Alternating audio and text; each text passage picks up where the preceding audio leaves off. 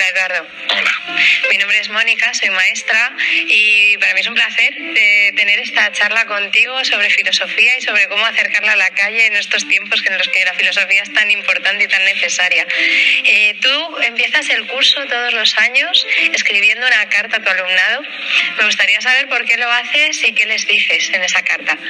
Mi primer día de clase me gusta comenzarlo leyéndoles una carta en la que les cuento por qué me dedico a la filosofía y por qué soy profesor de filosofía.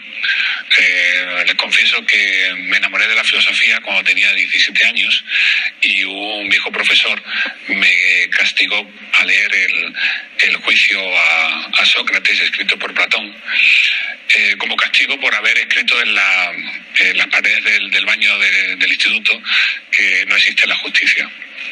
Ese justo castigo, ese viejo profesor y sobre todo ese texto me convirtieron en el profesor de filosofía que soy hoy.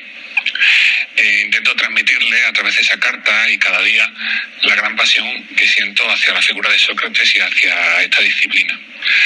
En esa misma carta también les hablo de la diferencia entre lo valioso y lo útil.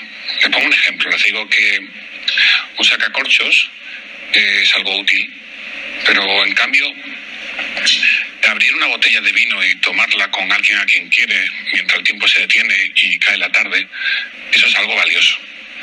Y en el campo del conocimiento ocurre algo parecido. Es decir, hay saberes que son útiles y saberes que son valiosos. Los saberes que les enseñan a mis alumnos a ser futuros productores de una mercancía, pues son saberes útiles, aunque siempre les pregunto, ¿útiles para quién?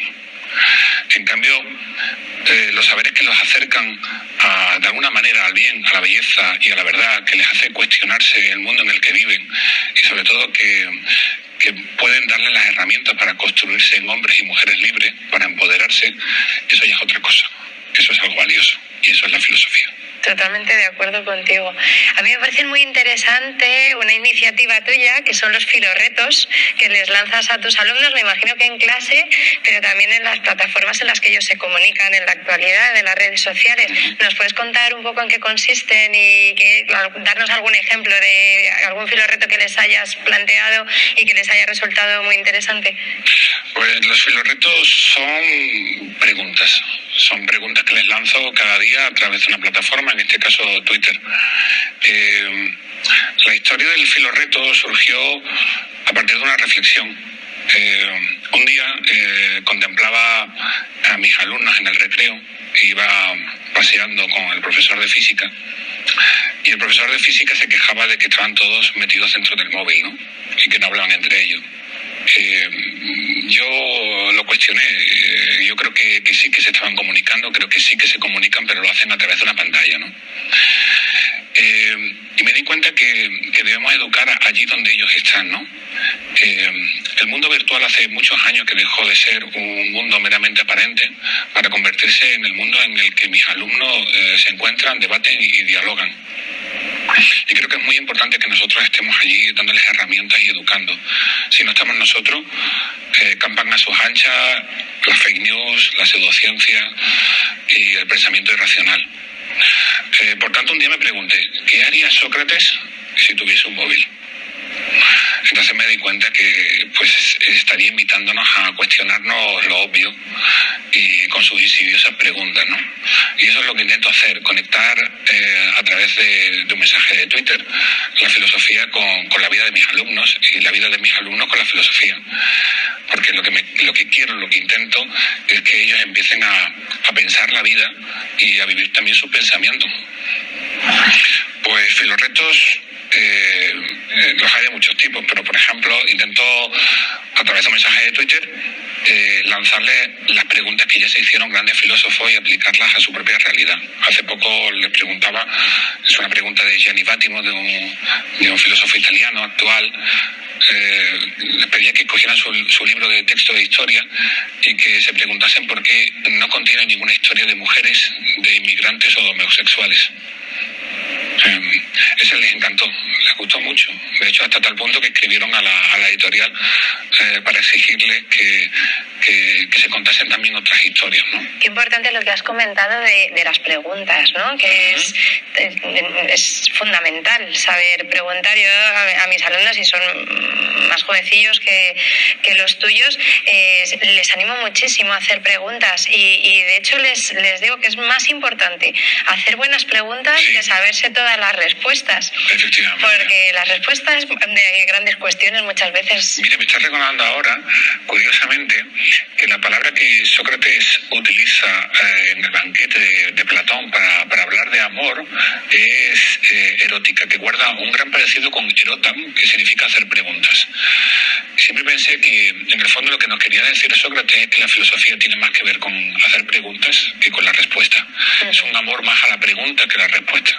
Quizás porque la filosofía siempre ha sido eso, ha sido derribar muros con preguntas, derribar los muros mentales, nuestros prejuicios y nuestros dogmas a base de preguntas, que era justamente lo que hacía Sócrates. Entonces, filorretos son preguntas. Mis filorretos son preguntas, efectivamente. Claro, tú no les marcas un dogma, no les marcas una sentencia, no sientas cátedra de nada, tú lanzas una pregunta. Una pregunta que va a su centro vital y que intento que cuestionen y se replanteen el mundo en el que viven, las respuestas que van recibiendo en la pantalla de su móvil, etcétera, etcétera. Por ejemplo, también utilizo viejas preguntas, ¿no? Y viejos ejercicios de la filosofía. Hay uno muy bonito que encontramos en las meditaciones de Marco Aurelio, aunque es un ejercicio que practicaron muchos filósofos, que nos invita a reflexionar acerca de nuestra propia muerte. Y Marco Aurelio nos pide que nos imaginemos nuestra muerte. A partir de ahí yo les lanzo una pregunta a mis alumnos, que es ¿cuál te gustaría que fuera tu epitafio? ¿Cuál te gustaría que fuera tu epitafio? Tendría que pensarlo muy bien. Espero tener tiempo para poder pensarlo.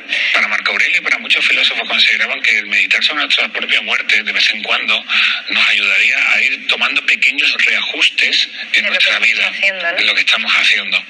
Me ocurrió una vez que haciendo este ejercicio con un alumno, él escogió como epitafio una frase que, según cuentan, fue la última que pronunció Wittgenstein antes de morir, que fue a su médico, le dijo: díganles a todo el mundo que he sido feliz.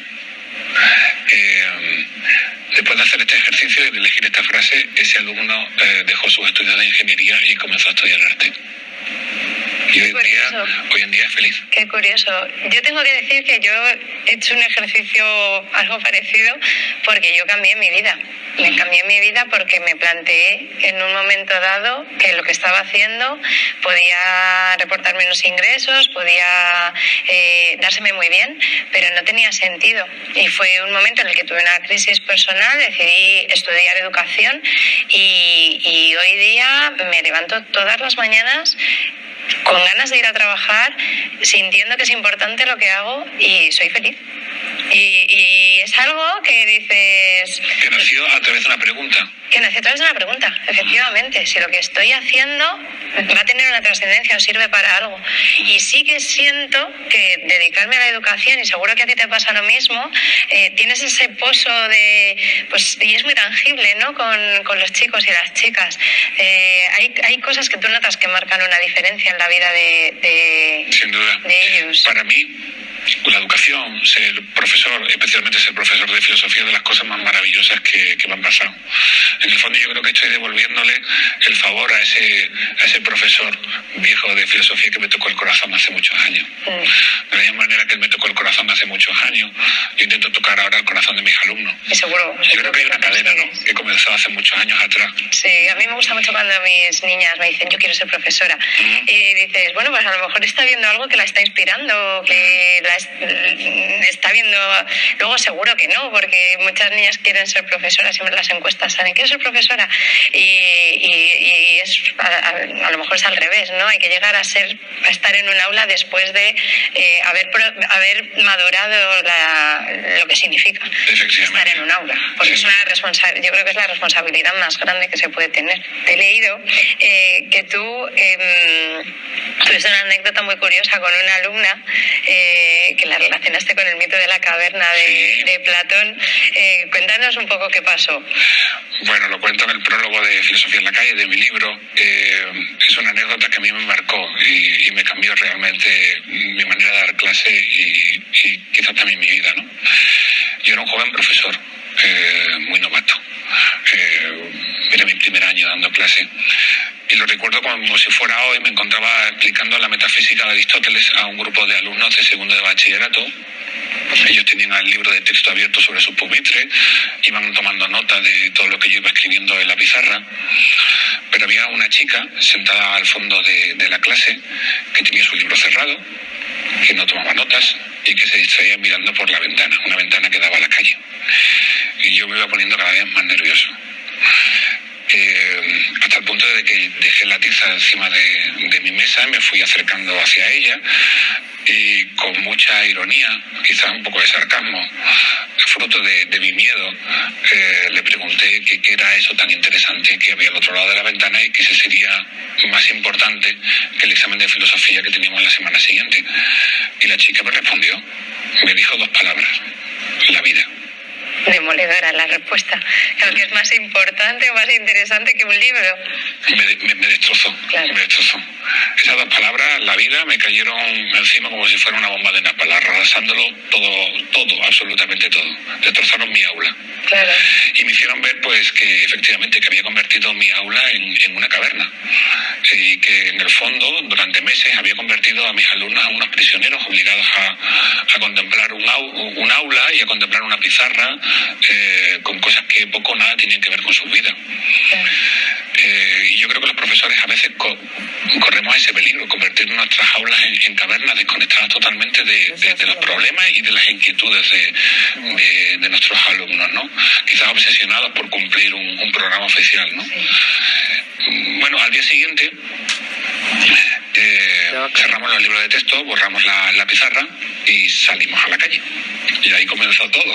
Comenzó el proyecto Efectivamente, ahí comenzó Filosofía en la calle. ¿Qué hicimos? Bueno, pues nos sentamos en un parque, hacía bueno, y le fui preguntando a mis alumnos cuáles eran las preguntas que realmente a ellos les inquietaban, los problemas que realmente querían resolver. Y ese día la clase me la dieron ellos a mí, porque era yo ahora quien callaba y quien iba tomando nota en mi libreta de las preguntas que ellos me iban haciendo. A partir de ese día lo que he intentado es ir ofreciéndole a mis alumnos las respuestas que los diferentes filósofos han ido aportando a esos problemas que ellos se plantean. ¿Qué preguntas salieron ahí? Pues preguntas muy hondas y muy profundas. Se preguntaban acerca de la existencia de Dios, del sentido de nuestra vida, del mal en el mundo, del bullying, del amor, del feminismo, nuestra responsabilidad con la naturaleza, etcétera, etcétera. Sí, un poco llevar la filosofía a la vida o realmente conectar la filosofía con la vida, que es lo que tú nos pides, ¿no? En tu libro, el llevar la filosofía a la calle. ¿Cómo planteas tú esto? ¿Cómo llevamos la filosofía a la calle? Pues volviendo a los orígenes. La filosofía no nació en un aula, sino nació en las calles de una ciudad por las que Sócrates deambulaba. Y Sócrates no era un profesor de filosofía, era un trabajador de la construcción, un vecino normal y corriente, pero implicado profundamente con el proyecto democrático y con la libertad. A Sócrates le encantaba hacer filosofía en plena calle, en los mercados, en las plazas, con los vecinos, dialogando y debatiendo acerca de lo justo y lo injusto y del bien común. Creo que se trata de recuperar esa práctica de la filosofía. Los antiguos griegos entendían que nadie, absolutamente nadie, nace con las capacidades para ejercer la democracia, a argumentar, a razonar, a consensuar, a discernir. A todo ello se llega a base de un ejercicio, de una práctica. No nacemos ya con esas capacidades. Y como me gusta decirle a mis estudiantes, la filosofía es el ejercicio del demócrata. Por tanto, creo que la filosofía tiene que estar presente más que nunca en nuestra sociedad.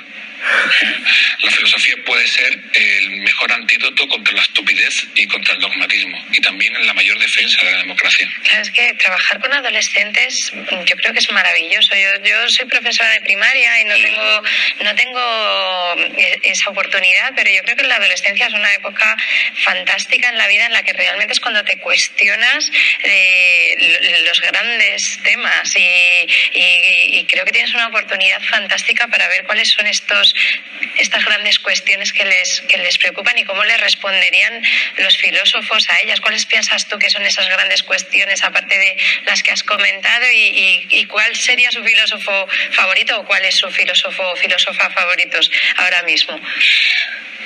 Efectivamente, yo creo que la adolescencia, como dices, es un momento muy bonito, porque quizás todavía no han perdido esa capacidad de cuestionar lo obvio. Exactamente. Nosotros ya cuando llegamos a la adultez, muchos abandonamos la capacidad de preguntar el porqué de las cosas, ¿no? Y aceptamos las respuestas tal y como nos vienen, ¿no? Ellos todavía te preguntan y se preguntan por qué hay que hacer algo o por qué esto es verdadero o cierto. Y es un momento de una gran libertad. ¿Cuáles son las preguntas que quizás a ellos les interesan? Bueno, están muy preocupados, y eso también es algo que yo se lo comento mucho, que creo que el aula es un lugar en el que aprendemos mutuamente, porque el hecho de que la filosofía sea un ejercicio, como yo lo entiendo, como una práctica, sea una gimnasia del pensamiento, hace que pensemos juntos. En clase piensan ellos y pienso yo también. En la dialéctica, ¿no? Que ahí sale. Y una de las cosas que, por ejemplo, yo he aprendido de estas nuevas generaciones, que mi generación no tenía, es a cuestionarme y a preocuparme por la posición y la responsabilidad que tenemos los seres humanos con la naturaleza.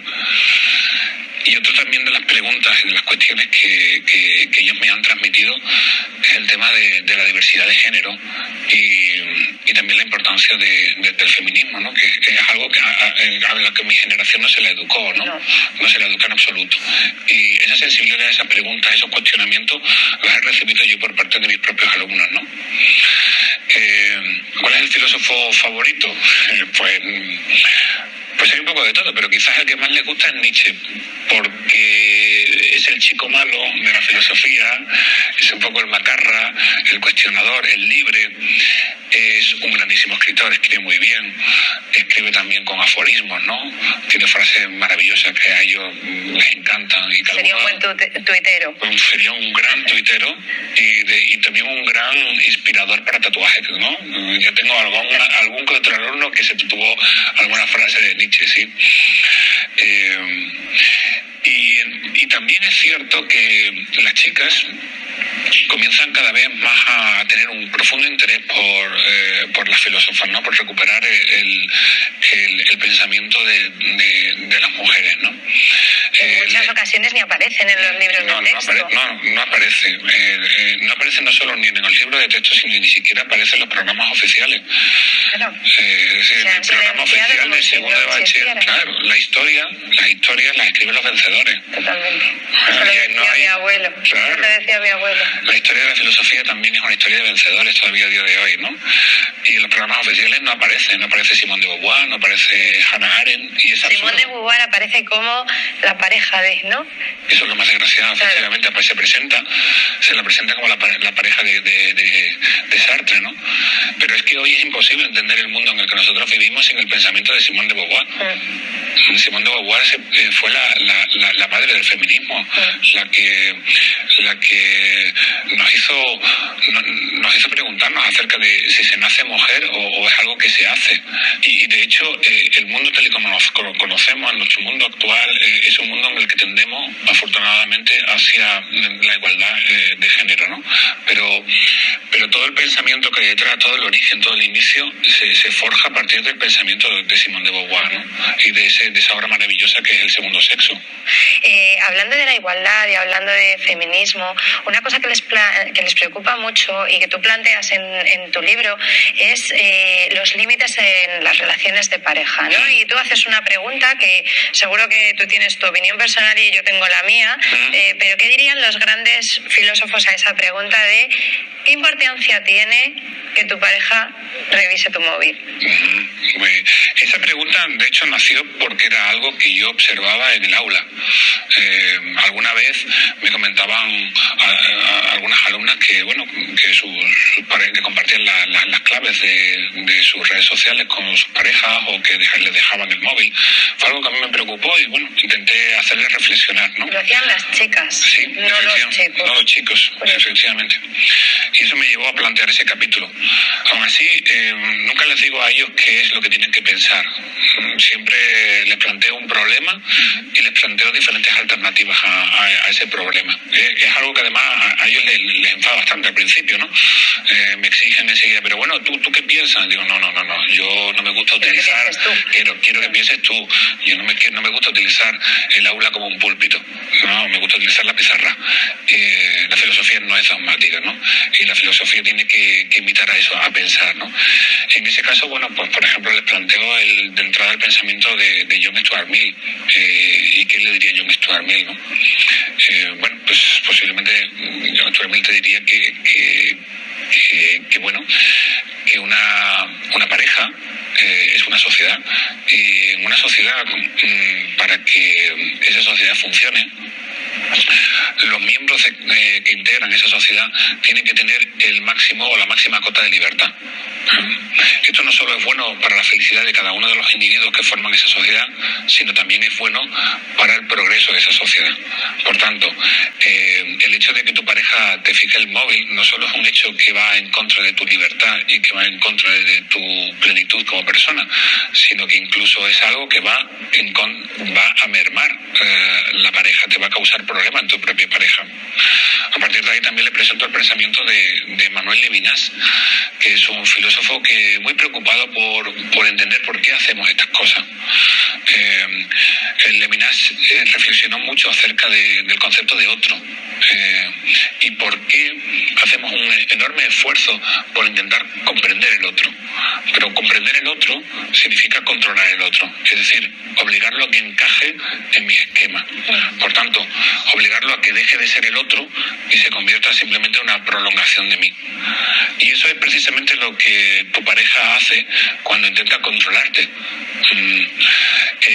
Levinas nos invita a buscar otras formas de relacionarnos, que no sea la aniquilación del otro. Hay una metáfora muy bonita que me gusta mucho, que él utiliza, que es la caricia. En la caricia respetamos al otro. Es muy diferente, por ejemplo, al abrazo, que parece que es como una posesión, ¿no? Como una integración, como te quiero para mí, ¿no? En cambio, la caricia mantiene una cierta distancia. Deberíamos aprender a acariciarnos más. Eduardo, nos has hablado antes de los griegos, de Sócrates, y el debate se origina en la antigua Grecia. Pero hoy día también tenemos dialécticas, hay dialécticas de todo tipo, pero hay dialécticas interesantes, y tenemos los raperos, las peleas de gallos, que a veces tocan temas muy profundos y muy importantes. ¿Quiénes serían para ti los filósofos de calle de hoy en día? Pues sí, la batalla de gallos es algo que a mis alumnos les encanta, y de hecho no solo la siguen, sino que la practican, ¿no? Tienen mucho de esa dialéctica de ese debate asociado a la filosofía. Una vez en clase organizamos una batalla de gallos entre racionalistas y empiristas, y me lo pasé muy bien, fue muy divertido. Dividimos la clase en dos y tuvieron que encontrar argumentos a favor del racionalismo y argumentos a favor del empirismo, y luego pues celebramos la batalla de Gallo y fue maravillosa. Fue maravilloso.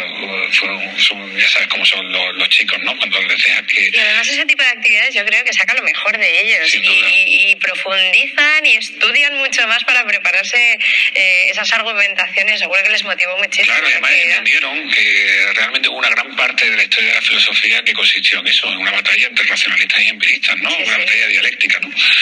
Y bueno, siguiendo un poco este tema, hay una Sara Soca, es una gran rapera hoy en día que me recuerda mucho a una filósofa antigua, quizás la primera filósofa de la historia, que es Hiparquia, que también se enfrentó a una histórica batalla de gallo.